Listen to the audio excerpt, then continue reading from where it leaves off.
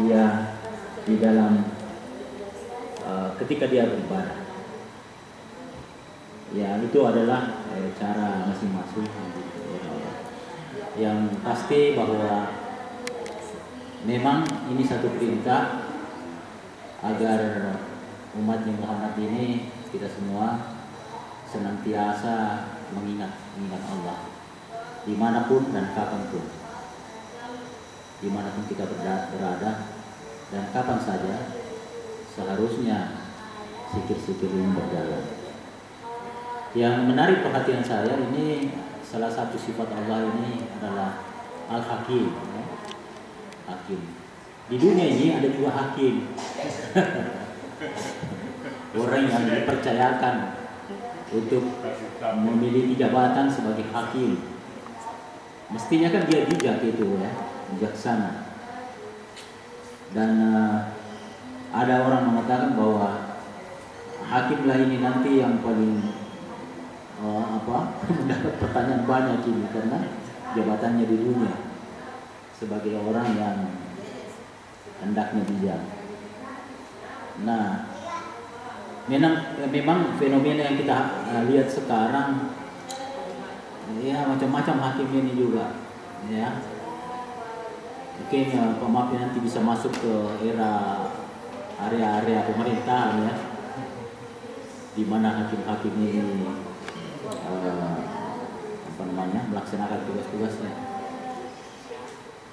Seperti kita tahu sedikit mengenai, saya ingin masuk sedikit ke hakim itu karena dia adalah masuk golongan eksekutif, ya. Jadi selama ini kita mempunyai 3 pilar: eksekutif, legislatif, dan yudikatif. Dan sejak Undang-Undang 40 tahun 1999 dikeluarkan tentang kebebasan pers, maka diproklamirkanlah pers itu sebagai pilar keempat. Nah, 3 pilar ini sudah oknum-oknumnya itu banyak tercemar. Kalau pilarnya itu tegak, mungkin sudah banyak rakyat-rakyat di situ yang makan, ya, baik eksekutif, legislatif, dan yudikatif. Nah, sekarang pers inilah satu pilar ini yang kita harap bisa memberi pengaruh kepada 3 pilar itu dalam hal kebenaran dan keadilan. Nah, ini mungkin satu tugas yang saya bisa mengatakan mulia, karena wartawan itu sebagai bahagian dari pilar itu. Pak Khalid pernah mengungkap, ya, di masjid wartawan, bahwa wartawan itu tugasnya mulia, sebagaimana juga tugasnya Nabi di zamannya, ya, membawa berita. Kalau Nabi dari Allah kepada umatnya, kalau wartawan dari satu sumber manusia untuk manusia yang lain. Bahkan Pak Halil mengungkap ayatnya di surah Al-Hujurat ayat 6, ya, inja'akum fatabayyanu anfusikum inja'akum fasikum binaba'in fatabayyanu anfusikum qauman bijahalah fasbihu ala ma fa'altum nadim. Jadi ini yang banyak dilupakan oleh wartawan. Dia tidak konfirmasi. Padahal ayat ini mengatakan kalau ada orang fasik membawa berita kepada kamu, maka periksa dulu. You konfirmasi dulu ke sumbernya, agar supaya kamu ini wartawan bijak dalam melaksanakan tugas. Nah, tujuannya adalah agar kamu tidak melimpahkan malapetaka kepada satu kaum. Dan ayat ini menganggap bahwa itu kecerobohan yang membuat kamu menyesali perbuatanmu. Begitu penjelasannya. Jadi ini saya ungkap karena ada kaitannya dengan bijak tadi itu, bahwa seorang wartawan juga harus bijak. Dan ini saya ungkap karena sekarang ini memang banyak sorotan wartawan, ya kan? Dan kebetulan sekali ada berkaitan dengan hakim ini, dan wartawan banyak menghakimi orang, ya, banyak menghakimi orang. Kemarin kita diundang oleh Panglima, mengeluh dia di situ, mengeluh. Bagaimana kamu mengungkap satu judul berita TNI keok? Jadi dia menyesali itu, dia bilang, kok kamu bisa mengungkap itu TNI keok? Kau tahu tidak artinya itu? Katanya keok. Dia menyesal sekali itu Pak Panglima itu di mukanya wartawan.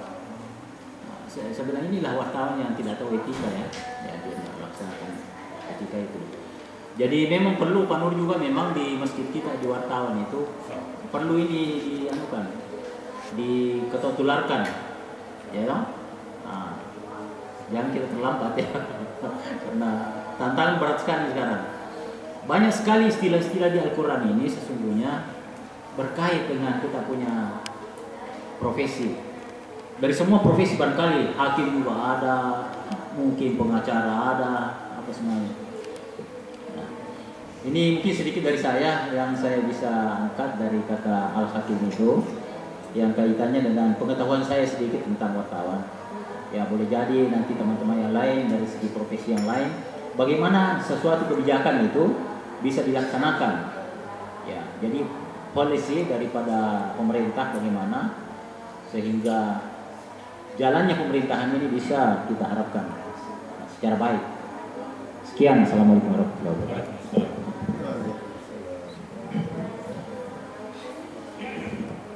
Assalamualaikum warahmatullahi wabarakatuh. Sedikit yang saya mau tanggapi mengenai pengertian abdu.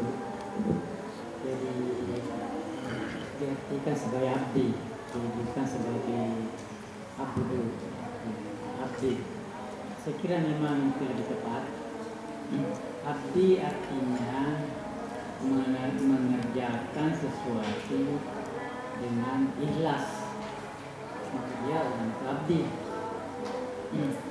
Sama persis pengertian abdi negara. Kita abdi negara. Kalau di kerajaan, di raja itu ada abdi dalam. Ya, abdi persis. Ya, dilakukan secara ikhlas. Jadi, ya berbeda dengan budak. Budak juga mengerjakan sesuatu, tetapi dengan paksaan. Itu budak itu namanya. Kita bukan budak. Kita ini abdi. Abdi dari Allah. Artinya kalau kita abdi dari Allah, artinya semua yang kita lakukan adalah kehendak Allah. Karena kita abdi. Abdi negara, semua yang kita lakukan kehendak negara. Karena kita abdi. Jadi tidak ada kehendak kita. Kita tidak berkehendak. Kehendak yang kita lakukan adalah kehendak Allah. Nah, itulah yang sebenarnya abdi dan dilaksanakan secara ikhlas. Tapi kapan masih ada kehendak kita di luar kehendak Allah, itu sudah bukan abdi, sudah kafir kita. Ya, karena bukan kehendak Allah. Nah, ini yang perlu betul-betul nanti kita mengatakan kita abdi-abdi, ternyata kita memiliki kehendak di luar kehendak Allah. Nah, berarti sebetulnya kita kafir. Artinya mengingkari apa yang diberikan oleh Allah. Nah, ini ya. Jadi itulah. Oleh karena itu, ya, karena kita abdi negara, diberi kewenangan. Kewenangan inilah asal khalifah. Kita memiliki kewenangan. Kewenangan ini kita manfaatkan sesuai dengan kehendak kita, sesuai tugas abdi kita. Karena kita dikasih tugas abdi, kita diberi kewenangan selaku khalifah, maka kita laksanakan sesuai dengan apa yang merupakan tugas yang diberikan kita sebagai abdi. Nah, itulah kekhalifahan kita. Nah, jadi saya kira saya sependapat bahwa sesungguhnya abdi itu apa abdu itu memang abdi. Saya kira ini saja saya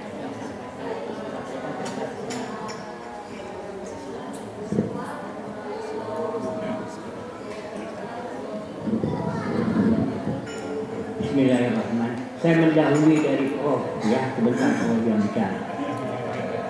Tadi dikatakan kitab, buku dan kitab. Nah, buku ya bukulah karangan manusia. Tapi kitab Injil, kitab Zabur, kitab Al-Quran.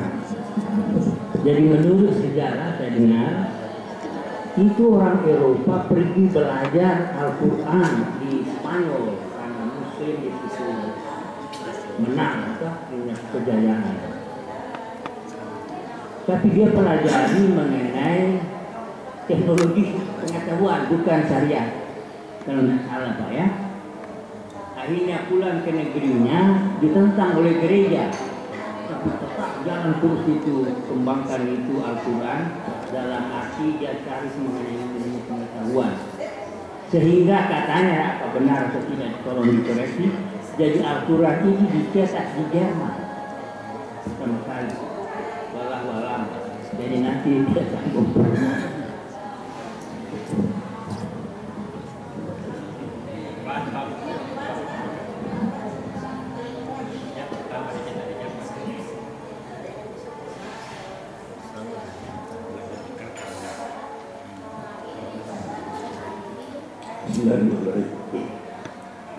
Assalamualaikum warahmatullahi wabarakatuh. Saudara guru kita pada malam ini yaitu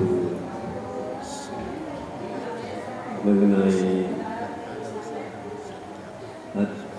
keperkasaan Allah dan kebijaksanaan.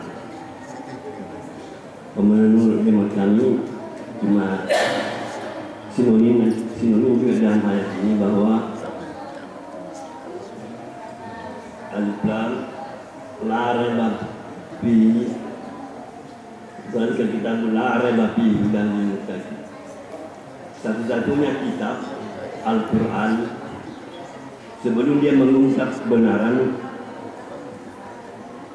dia langsung memperlihatkan dia punya mengungkap dia punya kebenaran, tidak ada keraguan-keraguan di dalamnya,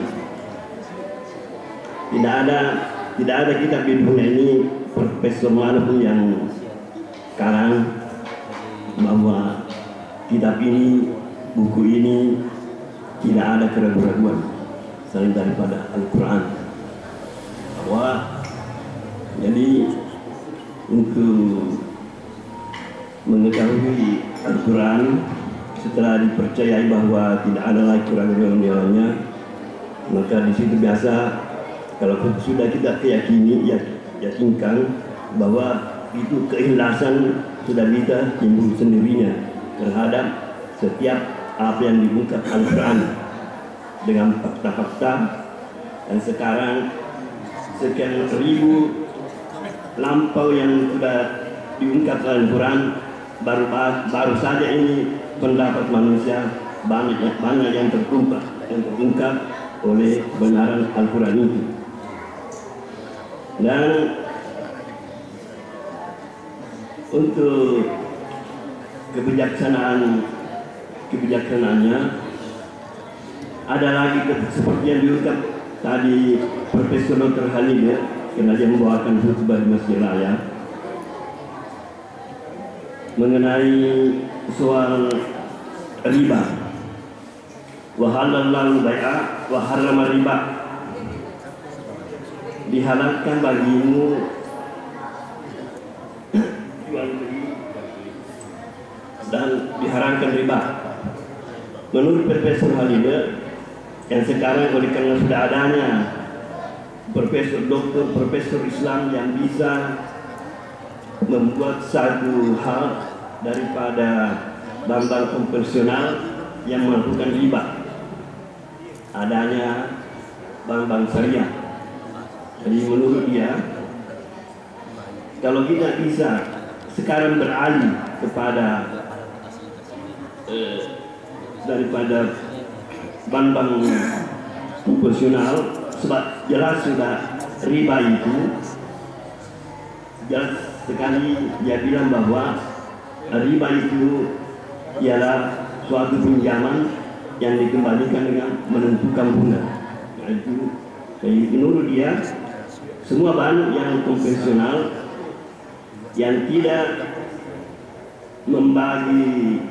membagi hasil itu dianggap riba. Jadi kalau sekarang ini sudah ada bank-bank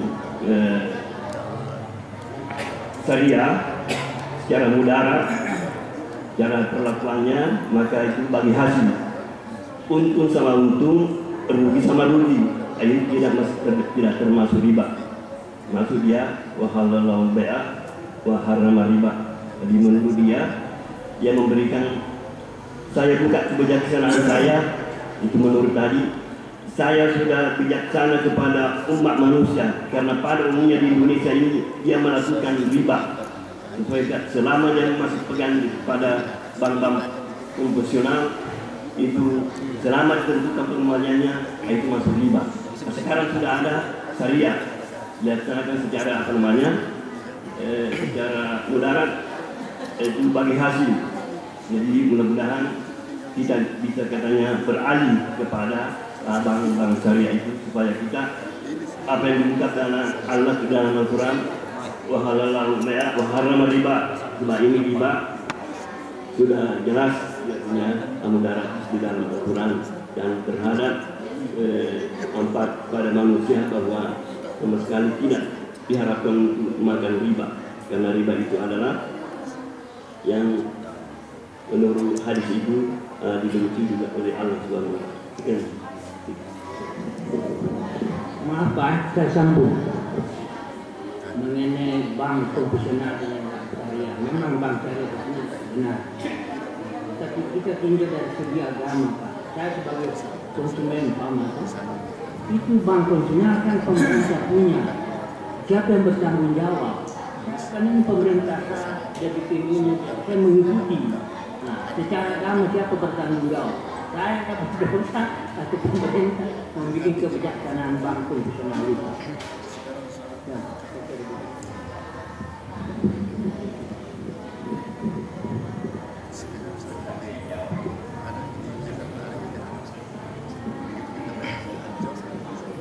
Assalamualaikum warahmatullahi wabarakatuh.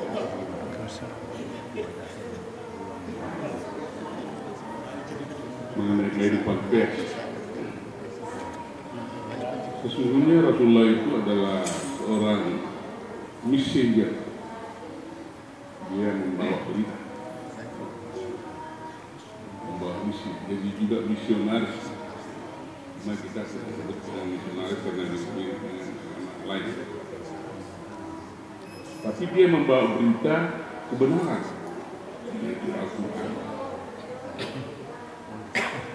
Membawa firman Allah yang disampaikan oleh Allah melalui malaikat Jibril kepada Rasulullah, dan Rasulullah menyampaikan informasi, mewartakan kepada seluruh umat manusia.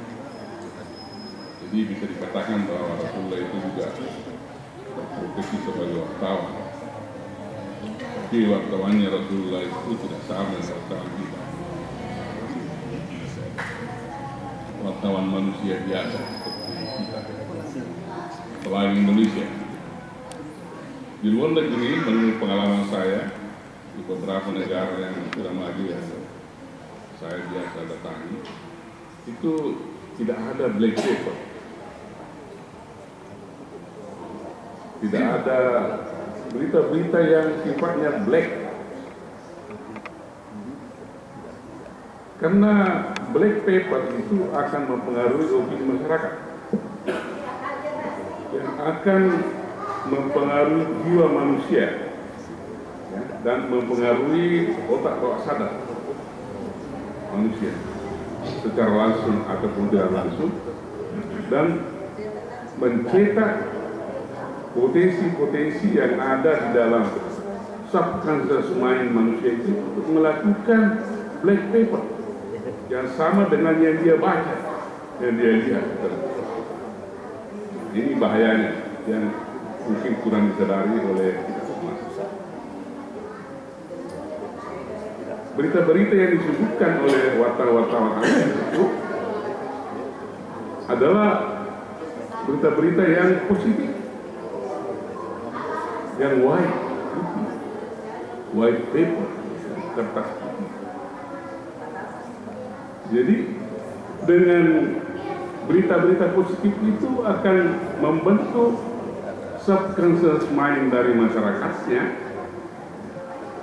pikiran bawah sadarnya itu dibentuk menjadi positif, dan dia akan keluar nanti secara sadar atau tidak sadar hal-hal yang sifatnya white positif. Jadi kalau sifatnya negatif, ya langsung atau tidak langsung, ya negatif juga yang keluar. Itu hukum ilmiah bahwa sikap dan perilaku manusia itu banyak di-arrange, diatur sedemikian rupa secara automatically yang sudah disunahkan oleh Allah Subhanahu wa taala, bahwa subconscious mind itu, pikiran bawah sadar itu yang menentukan di dalam kita mengambil langkah-langkah sadar atau tidak sadar. Dan subconscious mind itu tidak pernah tidur, dia bekerja terus. Biar kita tidur dia bekerja juga. Karena itu biasa dikatakan super mind atau superman. Dia pikiran yang sangat super, dia sesuatu yang sangat super. Ini sudah di-arrange oleh Allah Subhanahu wa taala, otomatis. Nah, kalau di mana-mana kita baca koran apa saja, baik koran di Jakarta, di Makassar, di Surabaya, di sini dan sebagainya, itu sebagian besar dari pemberitanya itu sifatnya masih black paper. Apa itu black paper? Semua yang jahat-jahat, semua yang kejam, bagaimana seorang anak memperkosa orang tuanya, bagaimana seorang anak membunuh orang tuanya, nah itu black semua. Bagaimana kecelakaan terjadi, membunuh banyak orang, black. Belum lagi ditambah dengan opini dari wartawan itu dan opini dari tempatnya perusahaan wartawan itu bekerja.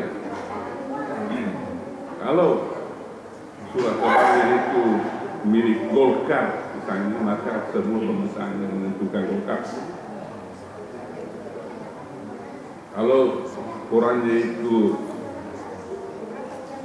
berorientasi atau milik dari PDIP, maka suaranya itu adalah suara PDIP.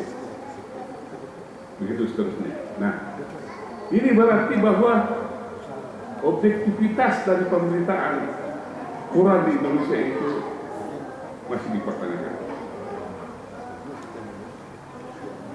Ini yang perlu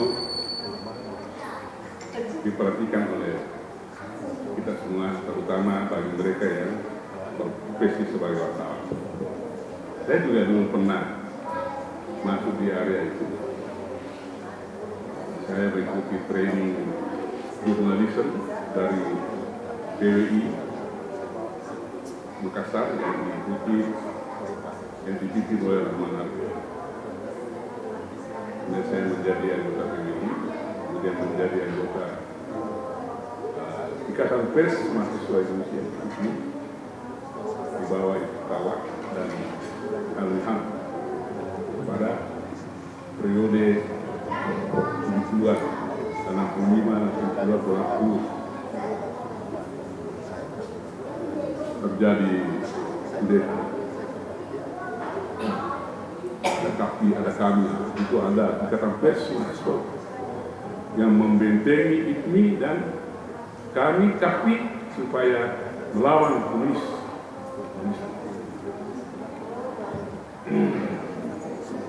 Di kewartawanan itu satu profesi yang sangat mulia karena menyampaikan sesuatu yang belum diketahui oleh publik lalu kemudian diketahui oleh pers.